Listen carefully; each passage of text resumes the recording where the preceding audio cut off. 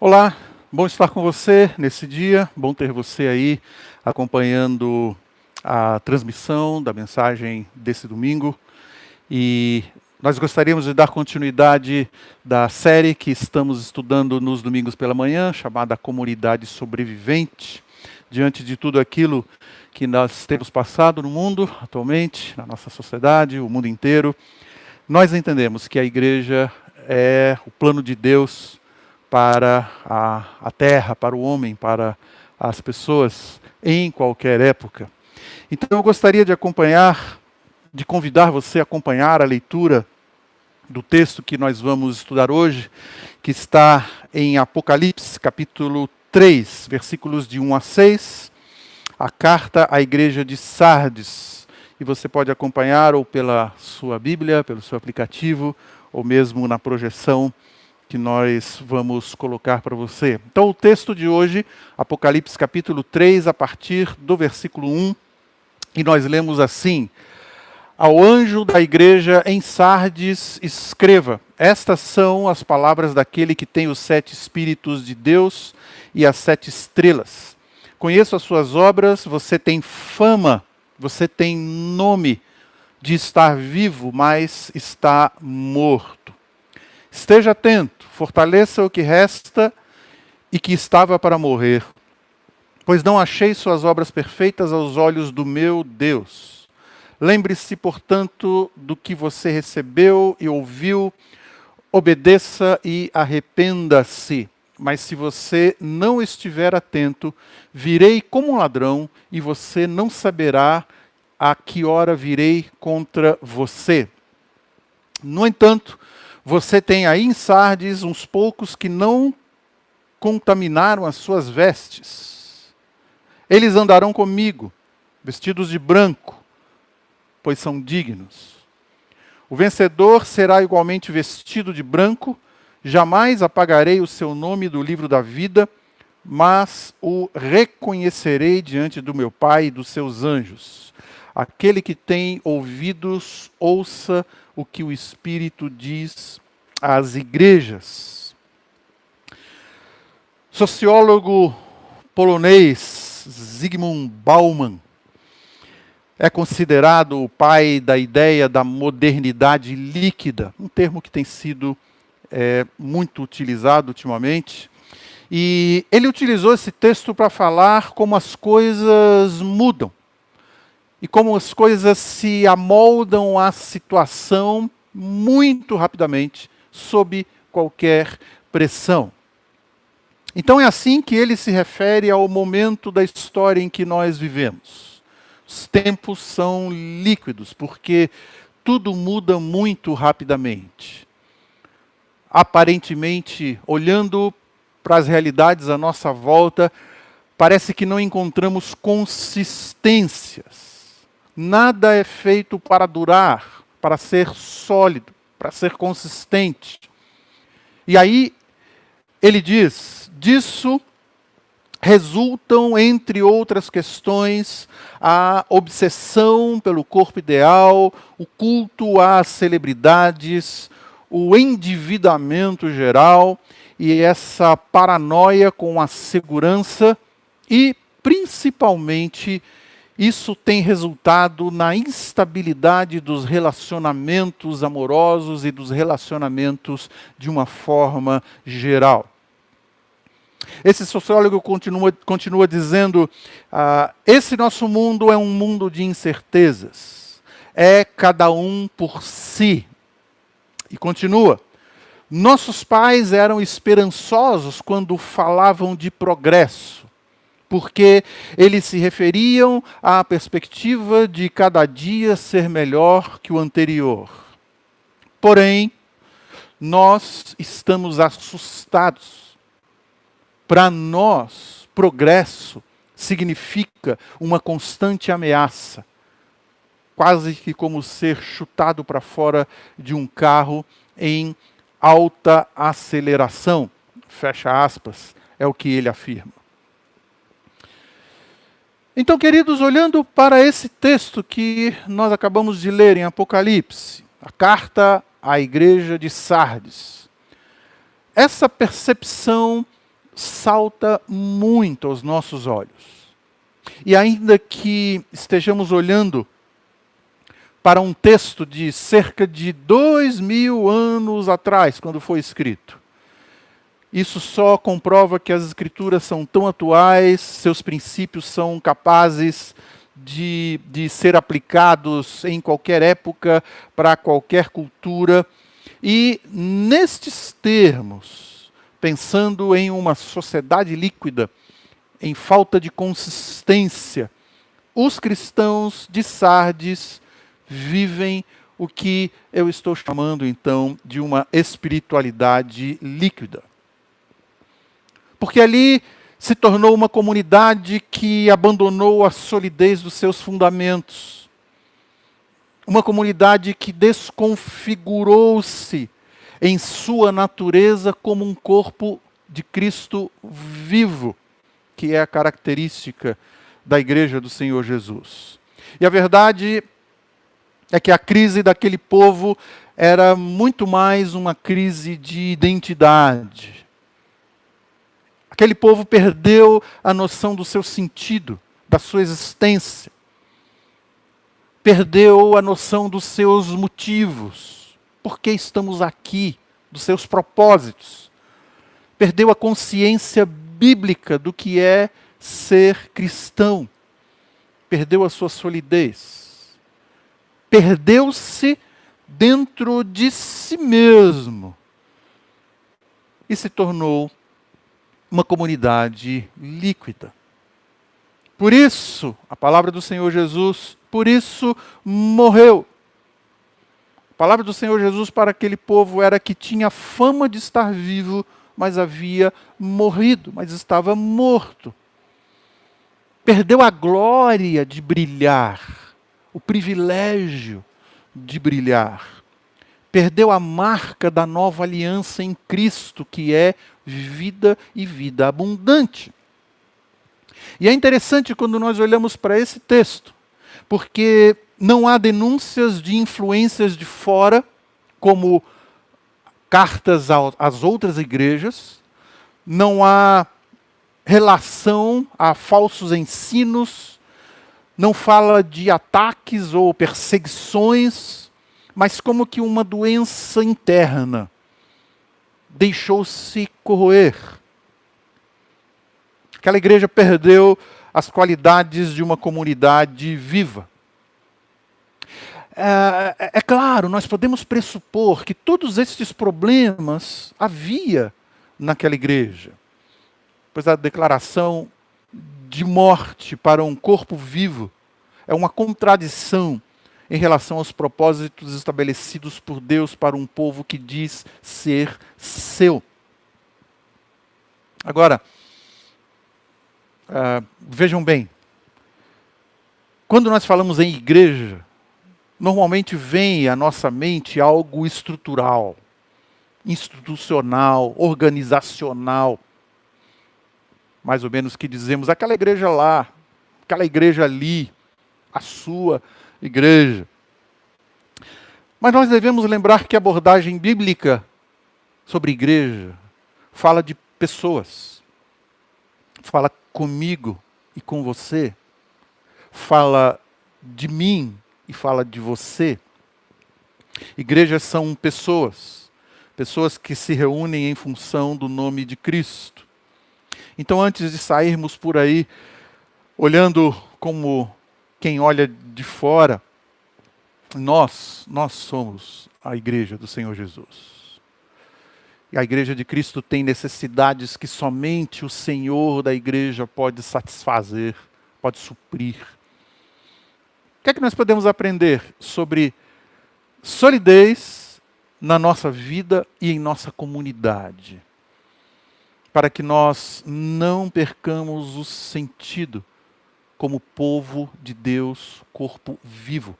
Para que não percamos o sentido de ser sal e luz, e continuar a ser influentes numa sociedade confusa e cheia de questões, como a sociedade que nós vivemos.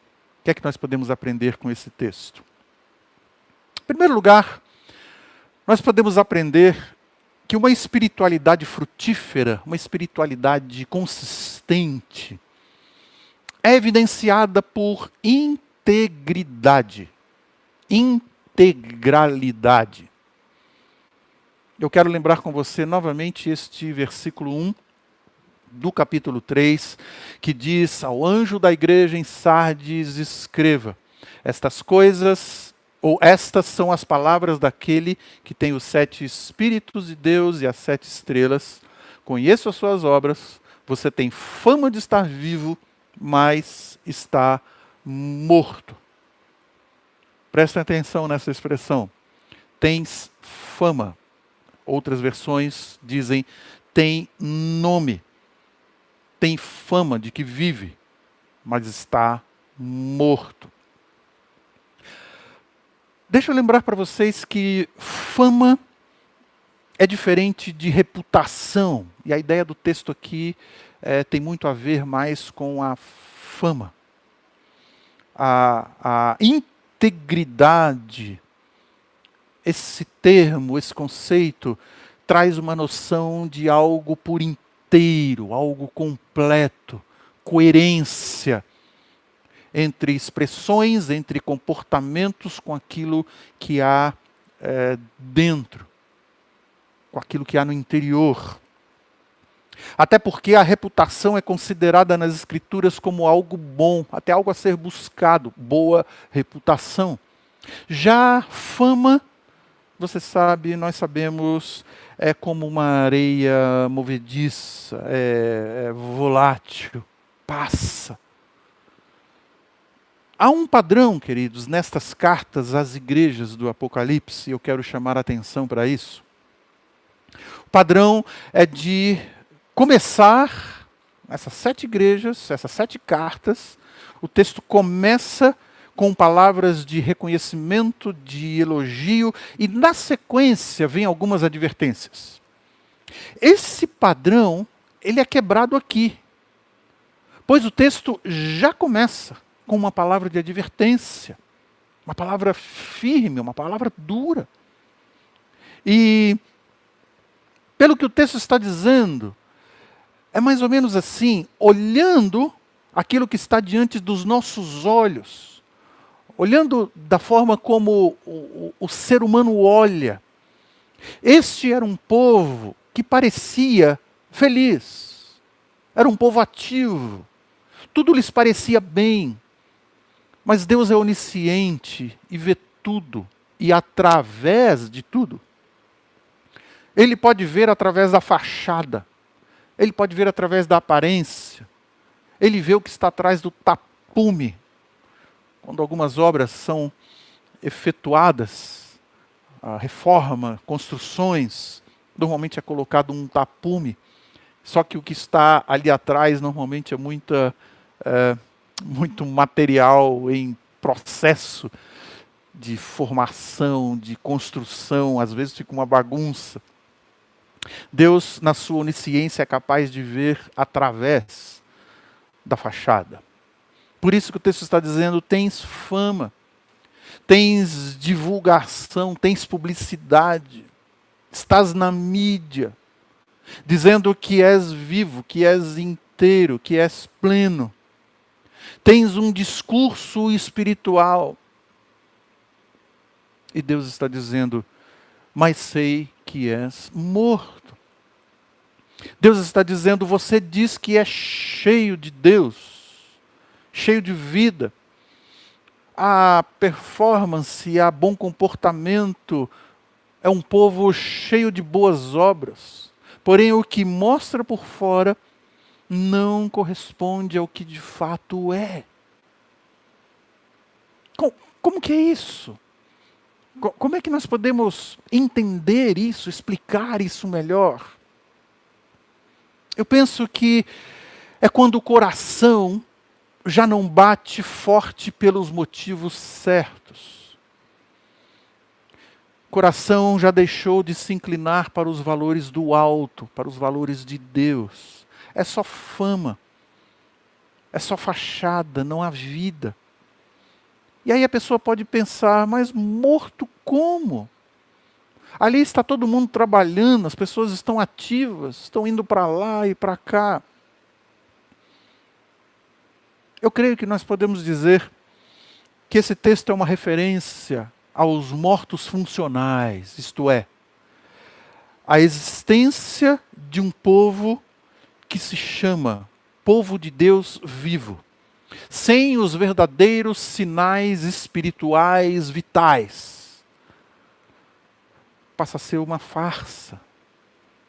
Entrou naquele processo de deterioração e é como aquele termo espaço morto que é utilizado em alguns meios, onde não ocorre uma troca de energia, onde não há circulação, é apenas ar, um espaço morto. Formam-se lacunas, há vácuo.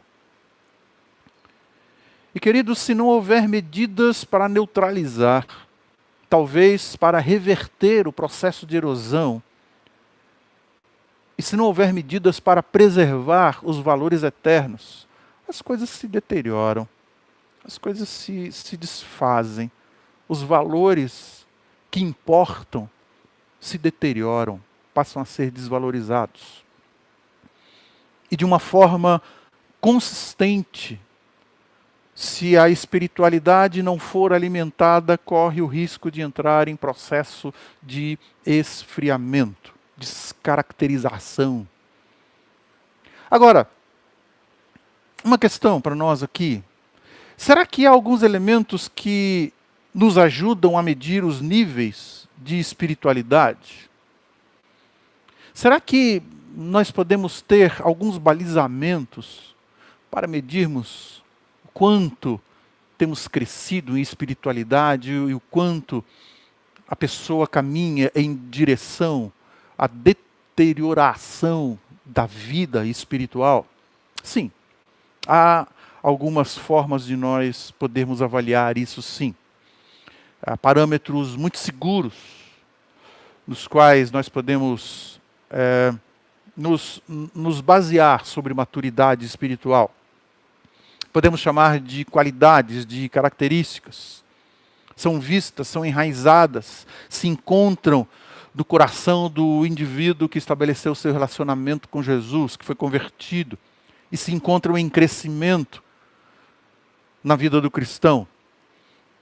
Eu gostaria de ver com você aqui pelo menos 3 destas qualidades que nós podemos ter para medir o processo de crescimento espiritual na nossa vida. Eu vou pegar emprestado aqui o texto de Colossenses capítulo 1, a partir do versículo 3 até o versículo 5. O texto diz: sempre nós agradecemos a Deus, o Pai do nosso Senhor Jesus Cristo, quando oramos por vocês. Pois temos ouvido falar da fé que vocês têm em Cristo Jesus e do amor por todos os santos, por causa da esperança que lhes está reservada nos céus, a respeito da qual vocês ouviram por meio da palavra da verdade, o Evangelho. Uma das primeiras características que nós podemos perceber nesse texto que falam acerca do crescimento espiritual, da maturidade espiritual, é o que nós vamos chamar de operosidade da fé. Nesses versículos aqui, o resultado do crescimento espiritual é visto, é reconhecido na vida da pessoa de uma forma integral. E, olhando para o contexto, você pode perceber aqui no versículo 3, depois da saudação inicial de Paulo, ele fala àqueles irmãos, a uma descrição de um estilo de vida que se torna motivo de louvor a Deus. E é interessante que ele começa falando que agradece a Deus pela vida deles, pela vida daqueles cristãos, pois tem ouvido falar a respeito da fé que eles apresentavam, que eles tinham, a operosidade da fé.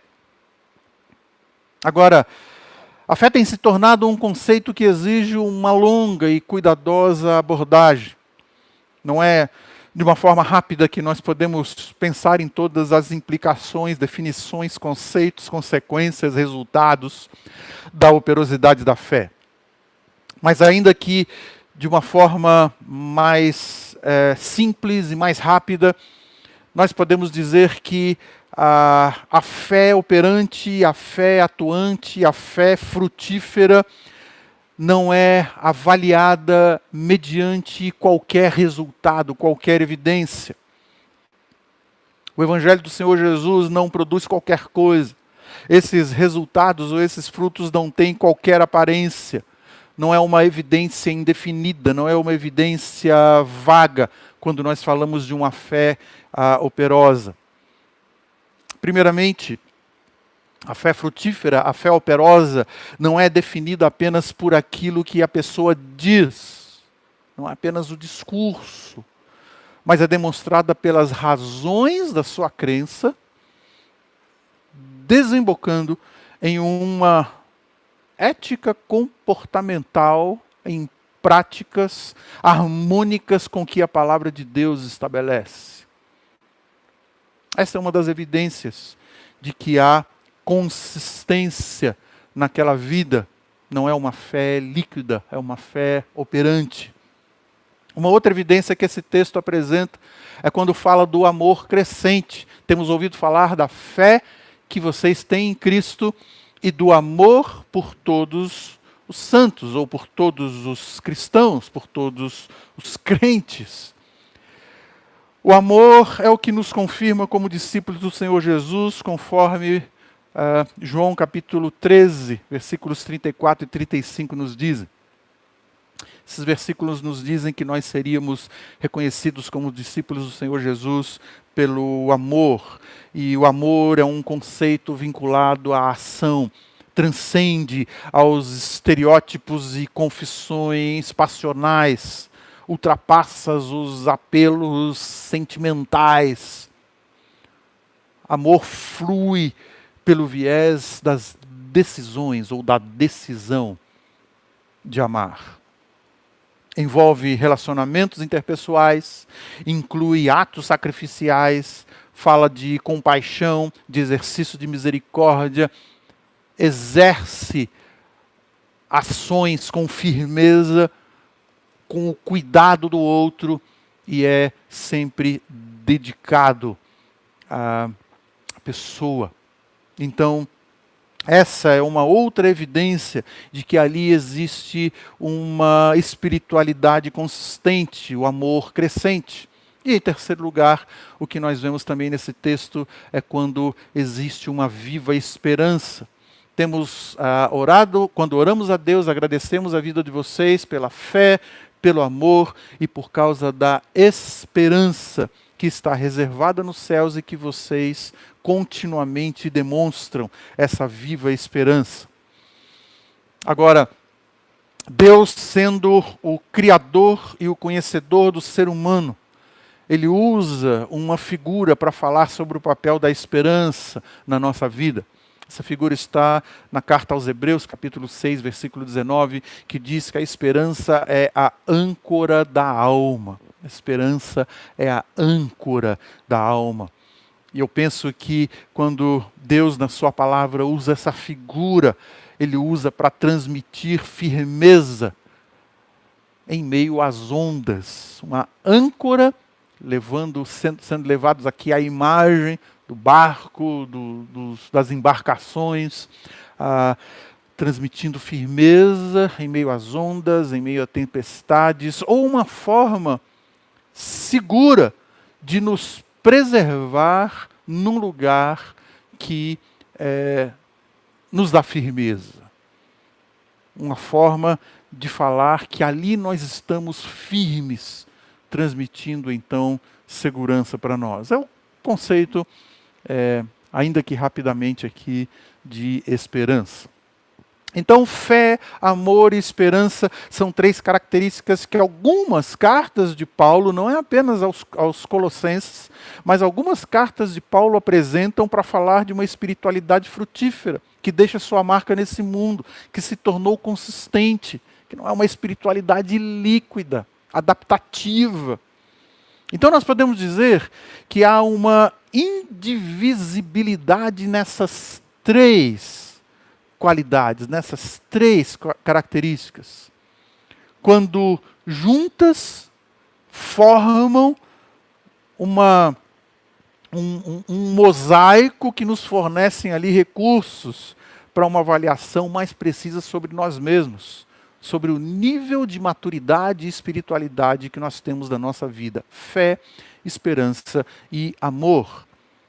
E, queridos, a ausência dessas qualidades, dessas características, ou o esfriamento nelas, é uma pretensa devoção a Cristo, se torna uma farsa. E, consequentemente, essa comunidade perde a sua firmeza, perde a sua consistência, essa pessoa perde a sua firmeza. Infelizmente, muitas pessoas não vivem uma vida de integralidade. Elas não se encontram inteiras. Aquilo que aparentam não é o que de fato é realidade dentro delas. Tanto pessoalmente falando, quanto moralmente falando, como espiritualmente falando. E se enganam, achando que pelas suas obras, com a presença em cultos, com as suas atividades, acham que podem justificar o seu estilo de vida pecaminoso. Era o que estava acontecendo com aqueles irmãos ali em Sardes, na igreja de Sardes, nesta carta, no Apocalipse capítulo 3. E isso é um engano. E é contra isso que o Senhor Jesus se posiciona. E o nosso Deus, sendo um Deus da verdade, não quer que vivamos enganados. A espiritualidade frutífera, ela trabalha com integralidade. A espiritualidade viva, consistente, traz uma coerência entre a fé e o comportamento, entre o discurso e as práticas, entre o que crê e a vida como um todo. Então, essa é a primeira lição que nós podemos extrair de Apocalipse capítulo 3, nesta carta à igreja de Sardes.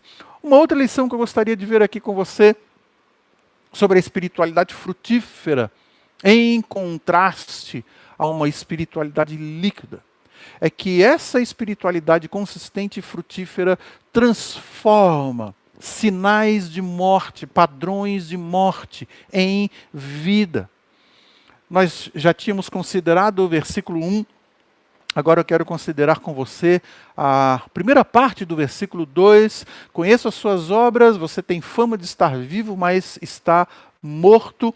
Esteja atento, o versículo 2, fortaleça o que resta e o que estava para morrer. Evidentemente, a igreja de Sardes ainda estava passando por movimentos religiosos. E poderia até mesmo ter sido distinta na sua sociedade. Quem sabe a sociedade olhava para aquela igreja e dizia que ali havia um povo ativo. Mas aqui nesse versículo 2, nós vemos que a realidade é que as pessoas dali estavam vivendo uma mentira, um engano. E esta era uma maneira de dizer que, apesar de ter atividades, suas ações se tornaram insatisfatórias diante de Deus. Amados, pode até haver pessoas ativas no meio de uma igreja, filantropas, agitadas, mas na interioridade pode ser que não circule a espiritualidade gerada pelo Espírito. É muito movimento religioso sem vida verdadeira de fato. Para facilitar um pouco a compreensão da realidade que esse texto está se referindo, eu gostaria de ver com você um outro texto. Pegar um outro texto para poder analisar com você aqui o que realmente estava acontecendo entre aqueles irmãos, para que nós possamos ficar atentos. Eu quero ler o texto que está em 2 Coríntios, capítulo 3, versículos de 7 a 10. E esse texto diz assim: O ministério que trouxe a morte foi gravado com letras de pedras. Mas esse ministério veio com tal glória que os israelitas não podiam fixar os olhos na face de Moisés por causa do resplendor do seu rosto, ainda que desvanecente. Não será o ministério do Espírito ainda muito mais glorioso? Se era glorioso o ministério que trouxe condenação, quanto mais glorioso será o ministério que produz justiça. Pois o que outrora foi glorioso, agora não tem glória, em comparação à glória insuperável. Deixa eu explicar um pouquinho para você aqui a que esse texto se refere. O apóstolo Paulo está escrevendo nessa segunda carta àqueles cristãos ali de Corinto. Basicamente, esse é um texto que fala de dois esplendores. E Deus utiliza muito os recursos visuais para fixarmos melhor os seus ensinamentos. Então, esse texto aqui de Paulo aos Coríntios foi buscar esse discernimento da narrativa, da instituição da lei lá no Antigo Testamento, no Monte Sinai. Na conduta de Moisés e sua relação para com o povo de Deus de então. Nesse texto são usadas duas expressões, como você pode perceber. Velha aliança, uma delas, é chamada de ministério da morte e é ilustrada pelo brilho no rosto de Moisés, quando ele descia do monte com as tábuas da lei que havia recebido de Deus, a lei gravada em pedras. Moisés sobe ao monte, recebe de Deus as leis de Deus, e essas leis são gravadas em tábuas de pedras. Qual é o contexto? Pelo fato de Moisés ter estado na presença de Deus, recebendo as suas leis, o seu rosto reluzia. Estava na presença de Deus, e por conta da glória de Deus, o seu rosto brilhava, o seu rosto reluzia. E ele descia do monte e se encontrava com o povo, mas o povo não podia olhar para ele devido ao fulgor da glória do seu rosto. Devia ser algo imenso, enorme, indizível, a glória no rosto, a glória de Deus no rosto de Moisés. O que ele tinha que fazer? Porque o povo não podia fitar no seu rosto. Moisés passa a cobrir o seu rosto com o véu, quando ia se encontrar com o povo. Tal era a glória no seu rosto. O povo não podia olhar para Moisés. Então ele cobria o seu rosto com um véu. E o que esse texto está dizendo é que mesmo sendo a lei que trazia, que apontava para a condenação, que apontava para a limitação do ser humano, a lei atraía as pessoas. Tinha uma certa glória, tinha um esplendor, despertava admiração, despertava interesse. Na verdade, até hoje, os 10 mandamentos costumam ser respeitados nos meios religiosos mais conservadores. E esses mais conservadores também se exaltam grandemente, dizendo que ali está o ideal de uma vida respeitada. Mas, o que esse texto está mostrando é que a nova aliança concretizada em Cristo é caracterizada por um esplendor ainda maior, incomparavelmente maior, como diz aqui no versículo 10. Ora, se aquilo foi glorioso, quanto mais glória é insuperável a nova aliança em Cristo. O que esse texto está nos mostrando? É que essa nova aliança concretizada em Cristo é caracterizada por um esplendor ainda maior, incomparavelmente maior. Quando alguém já provou da nova aliança, isto é, verdadeiramente provou a vida que Cristo dá, a vida em Cristo. Qualquer desejo de voltar às velhas práticas, É como escolher, é como decidir pelo estrume, pelo esterco, em comparação a um banquete posto diante de si. Eu estou utilizando essa figura porque o apóstolo Paulo utiliza essa mesma figura escrevendo a sua carta aos Filipenses, lá no capítulo 3. Paulo diz que há até mesmo um tipo de glória provinda da velha vida. Ele diz: se alguém pode se gloriar na carne, isto é, na velha vida, eu ainda mais. E Paulo começa a tecer uma série de valores e qualidades que eram atribuídos como valores para ele na velha vida. Mas diante do conhecimento de Cristo, o texto aos Filipenses continua, o máximo que aqueles valores significam para mim hoje é comparável a esterco, a escória, que até pode servir para adubo, mas só por causa da perspectiva que o Evangelho dá. Então, o que esse texto aqui, na carta escrita aos Coríntios, na segunda carta de Paulo aos Coríntios, está dizendo, é que ele se utiliza daquele evento lá com Moisés para comparar dois esplendores. Aquilo que a velha vida até podia trazer, pode trazer, o que a vida em Cristo de verdade traz. Simbolizam duas alianças, sendo que todo ser humano inevitavelmente vive por uma dessas influências, ou a natureza humana, ou aquilo que o Espírito de Deus produz, passa a produzir na nossa vida. E o texto está dizendo que ambos possuem um forte apelo às pessoas, a glória de uma vida com todo um resplendor, uma vida que qualquer pessoa pode até ter muito resplendor, mas a glória concedida por Jesus é incomparavelmente superior. Uma delas é desvanecente, um desses esplendores é desvanecente, passa, enquanto que o outro não. É um esplendor, é uma glória eterna. Então, queridos, quando ainda irregenerados, não convertidos, alienados de Deus, nós vivíamos continuamente fitando os olhos nas glórias que a vida pode dar, comparavelmente aqui, a glória, o esplendor no rosto de Moisés. Nós achávamos que aquela vida que era a glória.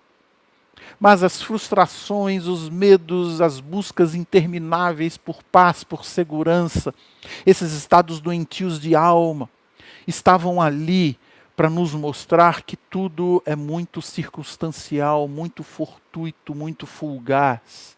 É líquido, é uma vida líquida. Nós achávamos que aquilo era glória, até sermos convencidos pelo Espírito de Deus que aquele tipo de esplendor, aquele tipo de vida passa, se desvanece, perece, ainda que naquele momento parecia que era um brilho enorme. Tristemente, esta é uma realidade que muitos estão inseridos, e foi com respeito a isso que o Senhor Jesus estava falando para aqueles cristãos ali em Sardes. Eles estavam muito influenciados pela a glória que a carne produz, que a natureza humana produz. E essa foi a advertência e a condenação do Senhor Jesus para aquele povo. Eles estavam focados num esplendor que desvanece. E o Senhor Jesus alerta para esse engano. Isso não é vida. Isso é sinal de morte, enquanto que ele vem trazer vida verdadeira e glória eterna. Mais uma terceira lição que esse texto de Apocalipse capítulo 3 vem trazer para nós, sobre a espiritualidade frutífera em contraste com a espiritualidade líquida, fé líquida, é que a espiritualidade consistente, a espiritualidade frutífera busca valores eternos. Vamos olhar agora versículos 2, versículo 3 de Apocalipse, capítulo 3. Esteja atento, fortalece o que resta que estava para morrer, pois não achei suas obras perfeitas aos olhos do meu Deus. Lembre-se, portanto, do que você recebeu e ouviu e obedeça e arrependa-se. Há uma tensão no nosso viver diário que serve de alerta para não sermos iludidos nessa busca desenfreada pelos valores temporários, pelos valores mutáveis, por aquilo que é tão vago. E quando nós lemos esse texto, nós somos levados a pensar que as pessoas são movidas ou pela energia da carne, a natureza humana, ou por aquela que o Espírito Santo produz. Eu quero voltar com você para o texto de Coríntios, agora seguindo um pouco mais em capítulo 3, seguindo nos versículos 3 e também no versículo 6. Porque o texto diz assim: vocês demonstram que são uma carta de Cristo, resultado no nosso ministério, escrita não com tinta, mas com o Espírito de Deus vivo, não em tábuas de pedras, mas em tábuas de coração humano. Ele nos capacitou para sermos ministros de uma nova aliança, não da letra, mas do Espírito, pois a letra mata e o Espírito vivifica. Um outro contraste que esse texto aos Coríntios está apresentando é para falar das coisas e falar de coração.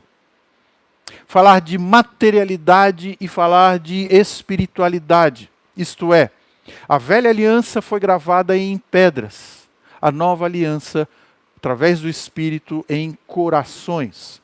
A velha aliança se relaciona com coisas, a nova aliança com coração, fala de pessoas, fala de algo relacional. Então, uma característica do cristianismo líquido, da fé inconsistente, é que ela está sempre voltada para a importância das coisas, a figura de pedras. Coisas, rituais, cerimoniais, vestuais, métodos. Quando a nova aliança está em ação, quando a vida de Cristo é gerada, quando a fé consistente e frutífera está em ação, pessoas são importantes. E os valores eternos são os que nos guiam.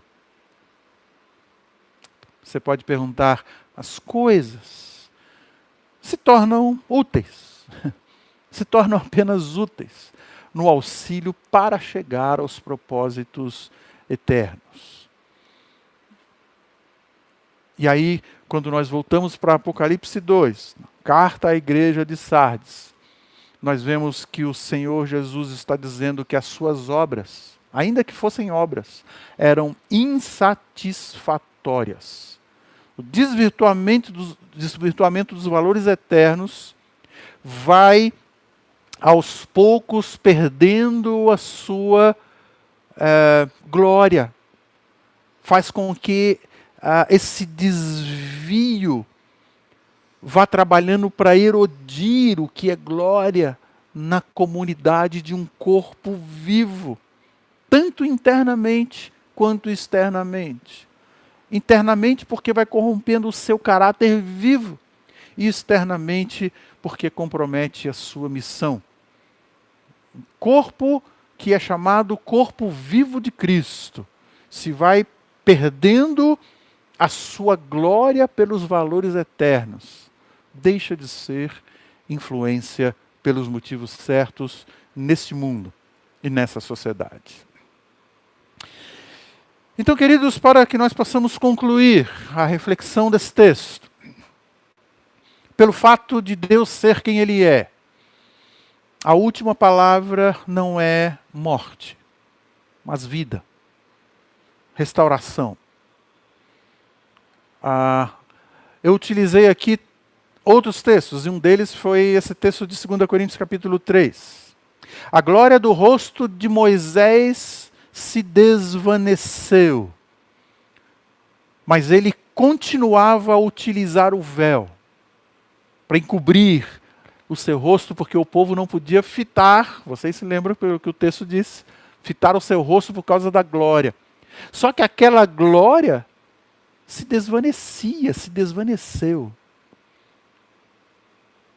Só que Moisés não sabia que aquela glória já era desvanecente.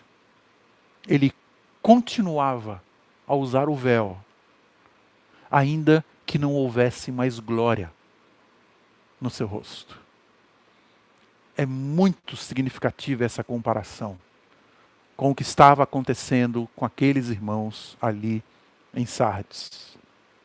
Por isso há aqui algumas indicações de como pode haver o reavivamento, a vida ser restaurada no coração daquela pessoa que tem apresentado sinais de morte. Em primeiro lugar, nós vamos seguindo no texto de Apocalipse, capítulo 3. O texto diz: esteja atento, fortaleça o que resta e o que estava para morrer, pois não achei suas obras perfeitas aos olhos do meu Deus. Primeiro, abandonar a indiferença. E aqui eu quero chamar a atenção para esta palavra: esteja atento, esteja alerta. É como se o texto estivesse dizendo: acorde. Era uma chamada a olhar para a direção certa. Era uma chamada para analisar com precisão a real situação em que eles estavam e se conscientizarem sobre a situação que eles estavam. É como aquela chacoalhada que alguns indivíduos recebem. Acorda! Não é possível permanecer como está. Não é possível continuar aceitando passivamente um estilo de vida de frieza espiritual, um estilo de vida de dualidade, quando aparenta ser uma coisa, mas o coração, na verdade, não é. Como é que nós podemos ter o coração recobrado para a vida, espiritualmente falando? O texto fala, acorde, isto é, abandone a indiferença. Segundo lugar, buscar fortalecimento. E aqui, essa expressão que está ainda no versículo 2, fortaleça o que resta e o que estava para morrer.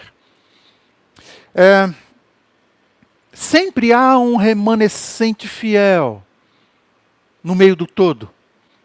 E esse é um chamado para resgatar os valores eternos.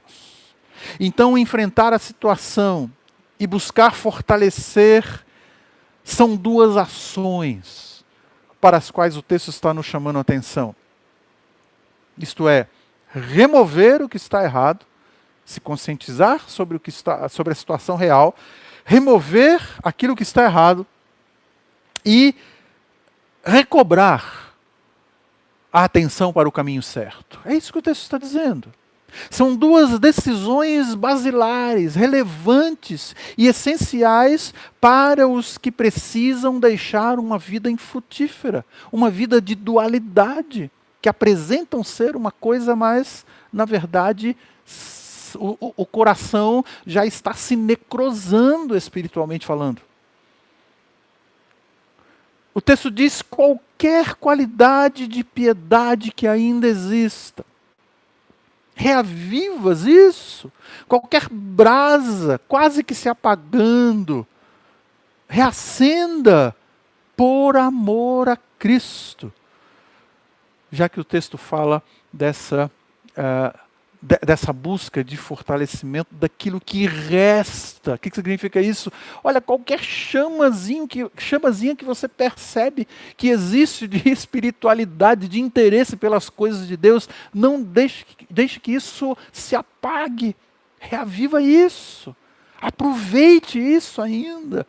É o que o texto está nos mostrando nessa hora. E, em terceiro lugar, a outra ação para nós reavivarmos um coração que está num processo de mornidão, esfriamento, pense biblicamente. Aí nós vamos para o versículo 3 do capítulo 3. Lembre-se, portanto, do que você recebeu e ouviu. Obedeça e arrependa-se. Mas se você não estiver atento, virei como um ladrão vem a você. E você não saberá a hora, não sabe o dia, a hora, vem como um ladrão, isto é, a qualquer momento Deus pode pesar a sua mão, Deus pode trazer a disciplina. Basicamente o texto está dizendo, faça o exercício de repensar biblicamente, pense espiritualmente, arrependa-se. Isso envolve a admissão de pecados. Fala sobre editar a mente pelos princípios da palavra de Deus. A mente muitas vezes é que precisa ser editada, revisada, renovada. É a mente que precisa passar por esse processo. Repense a verdade recebida em muitos momentos na sua vida. Não deixe o coração enganoso conduzir o caminho. O Senhor Jesus está dizendo desse remanescente fiel, eles ainda andarão comigo, pois são dignos. Dignidade esta, estabelecida pelo fato de termos os pecados perdoados pela obra de Cristo na cruz. Então, a partir daí, tudo é possível, isto é, essa restauração é possível, esse reavivar do coração é possível, para que nós não nos encontremos como aqueles irmãos da igreja ali de Sardes, que trazia aparência de vida, mas na verdade o coração já não circulava mais espiritualidade consistente. Peço que Deus abençoe ricamente a sua vida e que a palavra de Deus possa surtir efeito no seu coração para que haja uma retomada da espiritualidade consistente no seu coração e no meio do povo de Deus. Deus abençoe. Muito obrigado por estar conosco.